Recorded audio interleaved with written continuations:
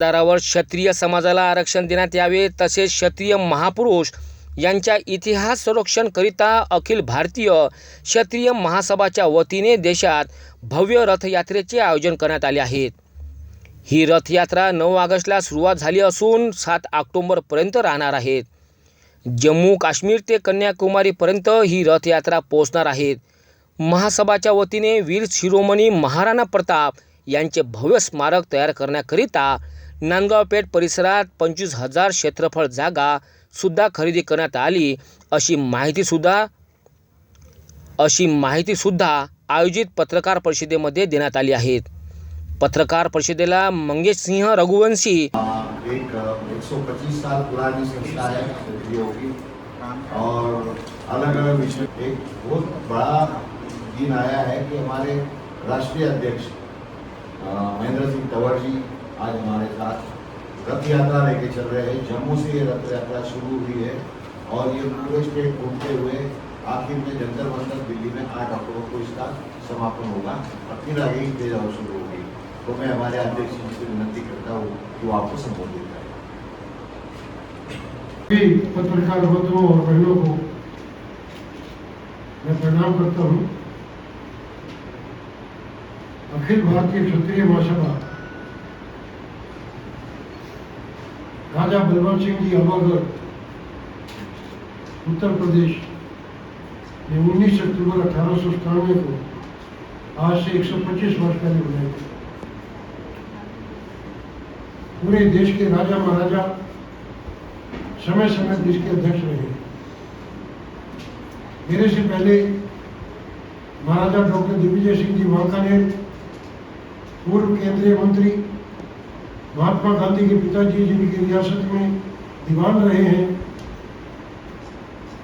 गुजरात की वांकानेर एक स्टेट है, बहुत बड़ी स्टेट है, उसके महाराजा 1988 से 2021 तक उसके सम्मानित राष्ट्रीय अध्यक्ष रहे हैं।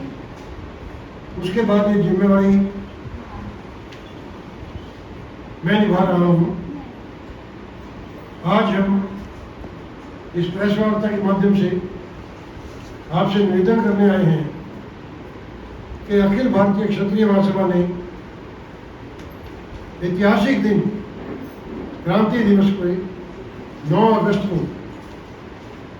जम्मू से राष्ट्रव्यापी रथ यात्रा देश में आर्थिक आधार पर आरक्षण को लागू करवाने के लिए सभी लोगों को, सभी जातियों के गरीब लोगों को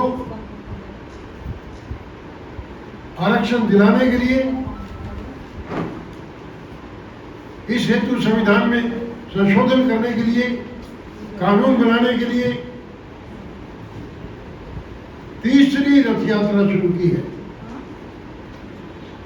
इससे पहले 2010 में 17 अक्टूबर 2010 से लेकर 13 मार्च 2011 तक 5 महीने की रथ यात्रा कश्मीर से कन्याकुमारी और कन्याकुमारी से दिल्ली और 5 मंथ्स।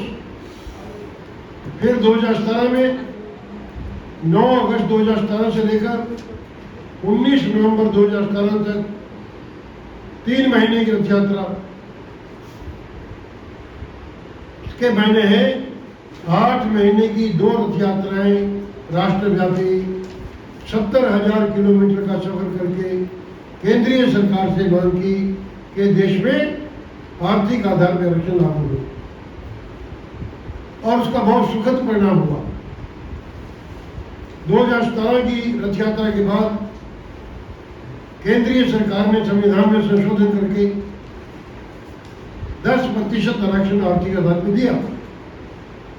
धन्यवाद करते हैं सरकार का।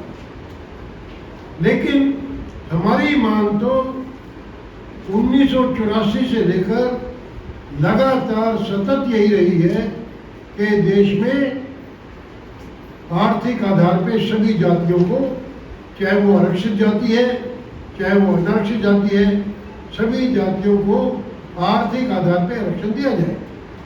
10% आरक्षण जो है वो तो ऐसा है जैसे ऊंट की मुंह में जीरा, कुछ भी नहीं है। आज भी लाखों लाखों नौजवान जो है उनका भविष्य बर्बाद हो रहा है, तबाह हो रहा है। अभी 2 दिन पहले अकोला में एक नौजवान लड़की ने आत्महत्या की है। बहुत अच्छे नंबर थे उसके, मेडिकल में एडमिशन नहीं हो पाया, बावजूद इसके के बहुत अच्छे नंबर थे, उसको आत्महत्या करनी पड़ी। तो इस तरह के हालात में हमारी ये मांग है। और संविधान में जो संविधान के निर्माता थे, जिन्होंने बनाया संविधान, उनकी सोच भी यही थी कि आर्थिक आधार पर आरक्षण जो ये जातिगत आरक्षण जो है बहुत अच्छी चीज नहीं है। और तो दलितों के मसीहा भीमराव अम्बेडकर ने कहा है कि आरक्षण की बैसाखी पे चढ़कर कोई देश, कोई कौम, कोई राष्ट्र कभी तरक्की नहीं कर सकता। हमारे संविधान की प्रियम्बल यही है, फंडामेंटल राइट्स के धारा 14, धारा 15 भी यही है। फिर आप ये पूछेंगे साहब अगर ऐसा है तो ये आरक्षण 75 साल से लगातार क्यों चल रहा है? बड़ा स्वाभाविक क्वेश्चन है। तो इसके लिए सुप्रीम कोर्ट ने इंदिरा साहनी केस में ये होल्ड किया है, वर्डिक्ट किया है, जजमेंट दी है कि इसके 2 मुख्य कारण हैं, वोट की राजनीति और बाहुबली जातियों। You understand my point? Vote की राजनीति और बाहुबली जातियों। तो इसलिए हमने तीसरी रथ यात्रा शुरू की है। जम्मू से शुरू हुई, पंजाब गई, हिमाचल गई, उत्तराखंड के बाद चंडीगढ़, चंडीगढ़ से वेस्टर्न यूपी, हरियाणा, राजस्थान, मध्य प्रदेश और आज ये महाराष्ट्र में इसका आखिरी दिन है। कल ये छत्तीसगढ़ चली जाएगी। तो जो आरक्षण है, जातिगत आरक्षण, आज इसका परिणाम क्या है आप देखेंगे। आज पूरे देश में जो माहौल है, जाति के नाम पर, धर्म के नाम पर, मजहब के नाम पर, वर्ग के नाम पर, इलाके के नाम पर इतना नफरत का, घृणा का, वैमनस्य का और उन्माद का माहौल है कि इंसान को इंसान की शक्ल अच्छी नहीं लगती। क्यों नहीं लगती? तो ये लड़का 90% नंबर है, कल वो लड़की ने आत्महत्या की है, उसका दाखला ना हो और 40% वाले का दाखला हो जाए तो वो सुखी महसूस करेगा क्या? उसको कोई सुखद अनुभूति हो क्या? उसके मन में जो एक उबाल आएगा कि तेरा जो भविष्य है, तेरा करियर और तेरी मेहनत जो है केवल इस आरक्षण की वजह से बर्बाद हो रही है। तो ये बहुत बड़ा है। इसीलिए हमने आर्थिक आधार पर आरक्षण की मांग के साथ साथ इस बार दूसरा जो मुद्दा जुड़ा है, सामाजिक समरसता।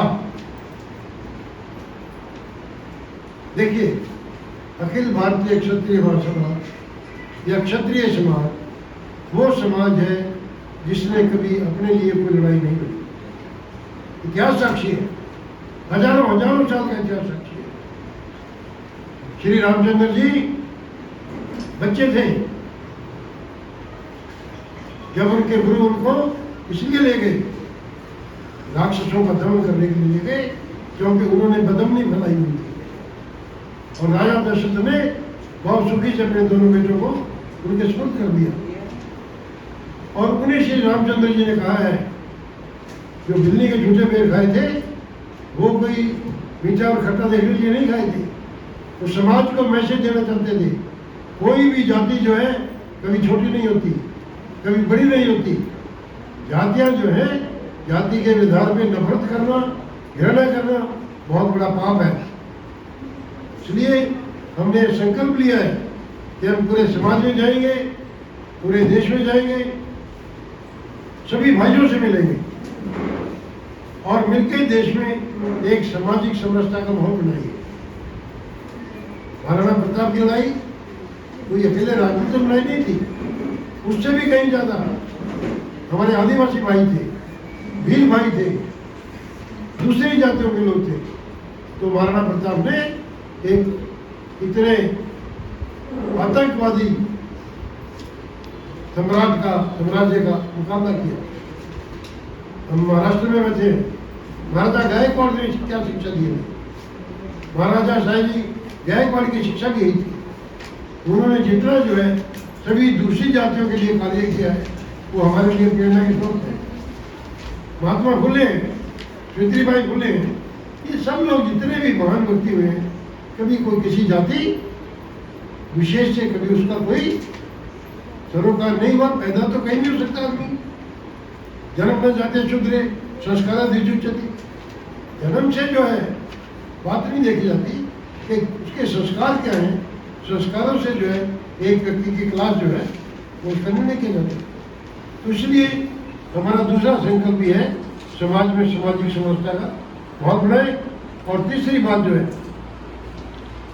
जो हमारे महान पुरुष हैं, हिंदू सूर्य महाराणा प्रताप है, सम्राट का समापन हुआ और इस बीच में हम लोग ज्ञापन के माध्यम से देश के महामहिम राष्ट्रपति जी को और जो प्रदेश के गवर्नर साहब हैं उनको ज्ञापन देते हैं, जो कि राष्ट्रपति महोदय और प्रधानमंत्री महोदय तक पहुंचेंगे। और हर जिला स्तर पर भी ज्ञापन दिए जा रहे हैं, जिससे वहां तक हमारी बात आप लोगों के माध्यम से भी पहुंचे। और यही अनुरोध है कि आप लोगों के माध्यम से भी हमारी बात, हमारी मांग बड़ी साफ है कि जातिगत आरक्षण खत्म हो, आर्थिक आधार, हर गरीब को आरक्षण दो। ये आज की जरूरत हो गई है, गरीब है, जरूरतमंद है, उसको आरक्षण दो।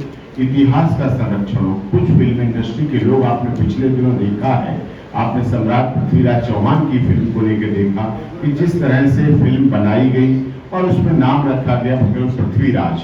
हमें आपको सबको पढ़ाया गया सम्राट पृथ्वीराज चौहान हमारा इतिहास है, हिंदू सम्राट नेता है, राजा थे। लेकिन इन सब के बावजूद कुछ फिल्म इंडस्ट्री के लोग अपनी फिल्मों को इस तरह से चलाने के लिए इतिहास के साथ छेड़छाड़ करते हैं, गलत इतिहास दिखाते हैं, फिर उन पर केस डाले जाते हैं, मामला हाई कोर्ट और सुप्रीम कोर्ट पहुंचता है।